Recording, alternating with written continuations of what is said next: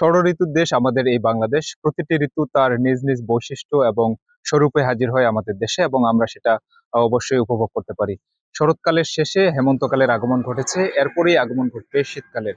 শীতকালে মূলত শীতের প্রকোপটা বেশি থাকলেও এর যে শুরু সেটি কিন্তু হেমন্তকালেই হয়ে থাকে। আমরা যেমনটা দেখেছি যে গত কয়েকদিন ধরে দিনাজপুরে কুয়াশার আবির্ভাব দেখা দিয়েছে, এবং একই সাথে সকালে এবং রাতের শেষ ভাগে আহ এই ঠান্ডা হাওয়া হিমেল যে বাতাস শীতকালে সেটি অনুভূত হচ্ছে।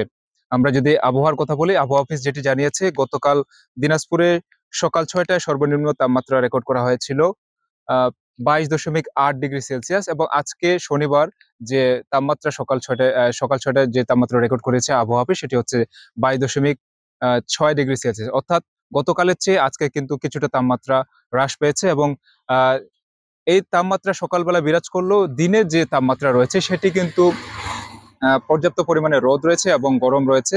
আর গতকাল দুপুর 3টায় যে তাপমাত্রা রেকর্ড করা হয়েছে সেটি হচ্ছে 33.2 ডিগ্রি সেলসিয়াস, অর্থাৎ পর্যাপ্ত পরিমাণে রোদ এবং গরম কিন্তু রয়েছে।